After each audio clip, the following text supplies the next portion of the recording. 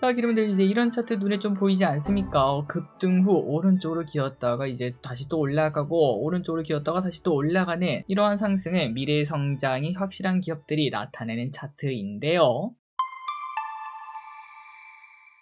네, 안녕하세요. 주식은 역시 기리기리세 기리이십니다. 안녕하세요, 기리분들. 자, 요즘 공부할 만 나죠. 그리고 오늘 또 코스피가 올라서 4,443 이런 숫자를 현재 확인하고 있는데 진짜 이러다가 코스피 5,000 금방 도착할 것 같습니다. 같이 공부하시죠. 렛츠 기리. 첫 번째입니다. 이번 주 주일장은 뭐가 있는가? 자, 기리분들 공부할 만 요즘 좀 나죠. 그리고 다들 공부 잘 하고 계시리라 믿고 있는데요. 물론 이제 나는 기리세 주식 노트만 봐도 충분하더라 이렇게 말씀하실 수도 있지만 하지만 기리분들 보시다시피 영상 길이 얼마 안 됩니다. 너무 심플하죠. 그렇기 때문에 이거는 그냥 가이드라인 그 정도만 생각하시고 사실 제가 다루는 뉴스는 뭐 거의 제가 선택한다고도 볼 수 있지만 대부분은 어차피 시장에서 많이 주목받은 뉴스들이라고 말을 해볼 수 있습니다. 그 말인즉슨 지금 시장에서 주목하는 섹터 그리고 주식이 뭔지 정도만 체크한다고 보시면 되고 거기서 기르분들이 더 공부해야 되는 건 당연하다고 볼 수 있겠죠. 어쨌든 기르분들 이럴 때 공부하지 또 언제 하겠습니까? 열심히 공부하시고요. 내용으로 들어도록 하겠습니다. 이번 주 주요 일정 일단 미국에서 여러 지표가 나옵니다. 고용보고서, 제조업 서비스업, 구매관리자 지수 등이 나오기 때문에 여기에 따라서 증시가 어떻게 움직일지 한번 보도록 하고요. 그리고 오늘 리사수와 젠슨 황의 연설이 있을 예정입니다. 그리고 내일은 CES가 시작하는데 관련주가 어떻게 될지 볼 필요가 있겠네요. 그리고 가장 큰 거는 목요일에 공개되는 삼성전자의 잠정 실적이죠. 그리고 또 옵션 만기일이 있다 보니까 그때 변동성이 어떻게 커질지 한번 보도록 하고 개인적으로는 뭐 다 잘 흘러가지 않겠나라는 생각을 해봅니다.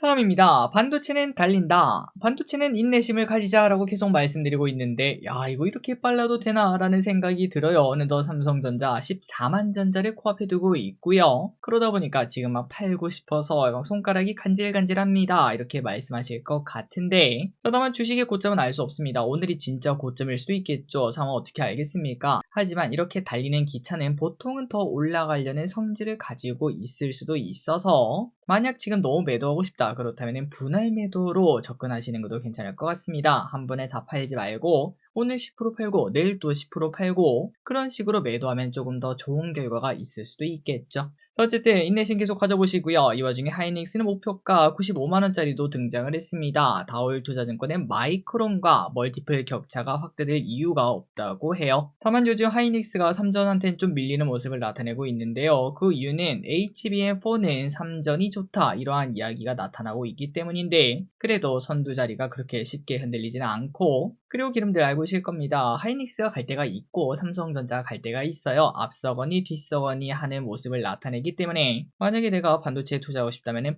그냥 반반 사는 게 가장 마음 편한 투자라는 거 잊지 마시기 바랍니다. 다음입니다. 원전 또 오래 쉬었다잉. 자, 기름들 이제 이런 차트 눈에 좀 보이지 않습니까? 급등 후 오른쪽으로 기었다가 이제 다시 또 올라가고 오른쪽으로 기었다가 다시 또 올라가는 이러한 상승은 미래 성장이 확실한 기업들이 나타내는 차트인데요. 두산 에너빌리티에서 오늘 딱 그런 흐름이 나타났죠. 원전주가 급등했습니다. 왼쪽 차트를 보다시피 이러면 다시 또 신고가 돌파하는 거 아닌가 이런 기대감을 가져볼 수 있겠죠. 어쨌든 오늘 원전주가 오른 이유가 뭐냐? 지난주 금요일에 미국에서 원전주가 좋은 흐름을 나타냈고요. AI 버블 이야기가 쏙 들어갔다고 합니다. 그러다 보니까 원전은 또 필수 아니겠습니까? 이런 심리가 작용한 거죠. 그래서 개인적으로 올해 초내 반도체 그리고 원전 대형주가 좀 재밌지 않을까라는 생각이 들고 마침 또 우리나라에서는 SMR을 국가 전략 기술로 신규 지정하는 방안을 검토하고 있다. 이런 소식도 나왔다고 합니다. 앞으로 원전주도 어떻게 움직일지 보도록 하자고요. 참고로 두산 에너빌리티의 실적을 보시면은 이런 식으로 매출이 성장하는 걸 확인할 수 있고 영업이익률이 꽤나 크게 증가합니다. 작년에는 5.5, 올해는 7.1, 내년은 8.3으로 이런 식으로 영업이익률이 좋아질 때 주가가 쭉 올라가는 모습을 나타낸다고 하죠. 기대해보도록 하자고요. 다음입니다. 현대차 목표 주가 40만원.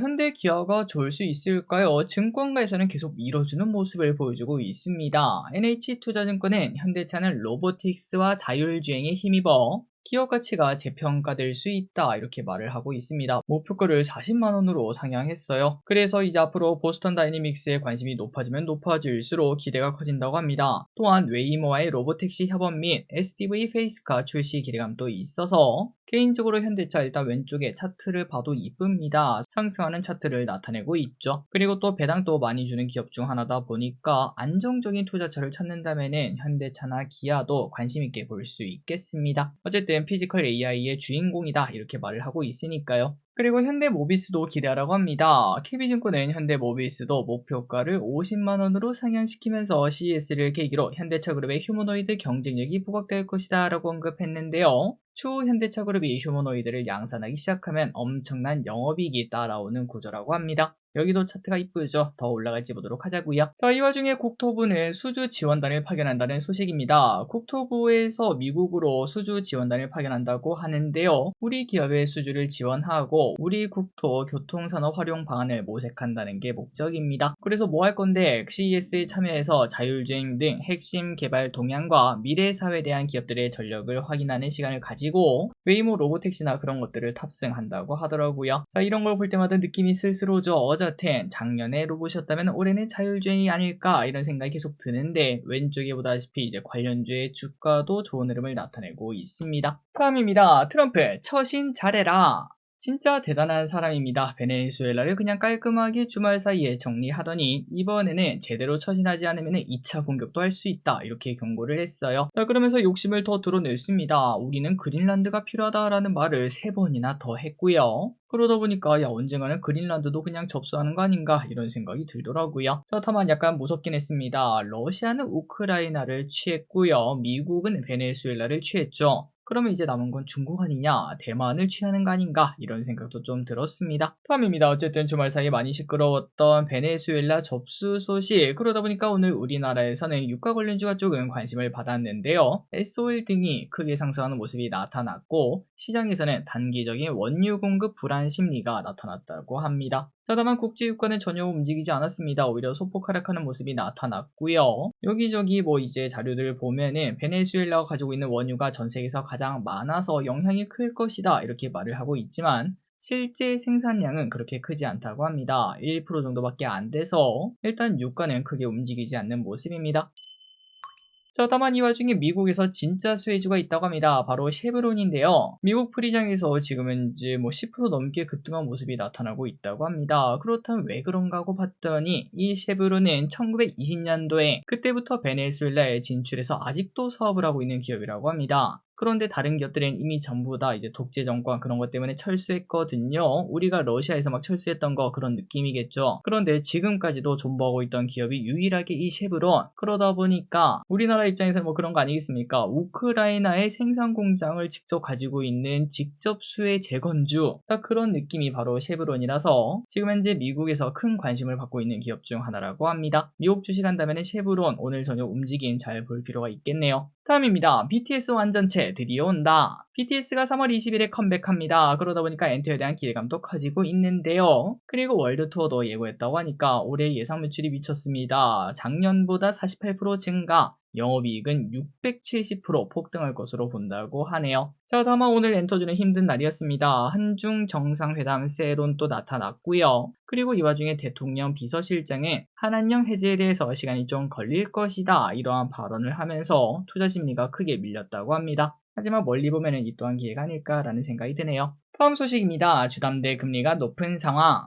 요즘 주담대 금리가 쉽지 않다고 합니다. 금리가 내려갈 생각이 없다고 하고 상단이 6%대까지 굳어지고 있다고 해요. 그러다 보니까 단순 계산으로 21년 5년 전에 5억 원을 2.3% 빌렸던 사람이 지금 이제 3.9%로 올랐다고 가정하면은 원래 192만 원을 냈지만 이제는 236만 원을 내야 되는 상황이라고 합니다. 당연히 부담이 될 수밖에 없겠죠. 자, 그럼에도 이런 상황인데도 불구하고 집값이 안 잡힌다는 게 신기하긴 합니다. 주식으로 돈 벌어서 결국 또 부동산을 사러 가는 건지 정부의 목적은 그거 아니겠습니까? 이제 부동산에 돈 쓰지 말고 주식에 돈 써라. 하지만 사람들이 주식에 대한 믿음이 그렇게 크진 않다 보니까 일단 아직까지는 좀 힘들지 않을까라는 생각을 해봅니다. 다음입니다. 2차전지 저점 매수의 기회. 지난주 외국인의 매동이 좀 이상이 있었죠. 악재가 쏟아져 나온 2차전지를 오히려 저점 매수하는 모습이 나타났었습니다. 그래서 그런지 오늘 2차전지는 반등에 성공하는군요. 이 와중에 현대차는 전고체 배터리 탑재 자동차를 생산한다 이런 얘기도 나왔고요. 그리고 LG엔솔은 ESS 사업 확대 이야기 그런 것들을 꺼내면서 투자 심리가 조금 좋아졌다고 합니다. 자, 2차전지 길게 보면은 당연히 기회겠죠. 하이닉스가 10만원이던 시절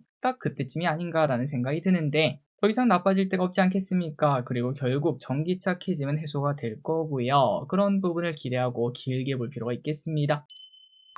마지막 소식입니다. 셀트리온 드디어 가나. 셀트리온의 차트도 심상치 않습니다. 왼쪽에 보시면 갑자기 쭉 올라가면서 돌파하는 모습을 나타내고 있는데요. 이 와중에 유한타증권의 목표가를 25만원으로 상향했다고 하는군요. 실적이 좋다고 합니다. 그리고 올해부터 신규 시밀러 매출 성장이 나타날 것으로 보인다고 해서, 그리고 또한 1112 계약 수주도 긍정적으로 판단한다고 합니다. 자, 왼쪽에 셀트리온 차트 이제 돌파하는 모습을 나타내고 있고요. 그리고 실적 같은 걸 봐도 실적 성장이 엄청납니다. 쭉쭉 연평균 20%씩 성장하겠다라고 말을 하고 있으며, 그리고 영업이익률도 27, 31, 33으로 다시 또 증가하는 걸 확인할 수 있죠. 셀트리온 주주분들도 많으실 것 같은데 좋은 결과 있길 바랍니다. 자, 오늘은 공부 여기까지 끝났습니다. 기대분들 이거는 공부 그냥 겉핥기라는 거 알고 계시죠? 여기서 이제 투자 아이디어 조금 챙긴 다음에 직접 공부하는 시간 가지시기 바랍니다. 지금까지 길이셨습니다.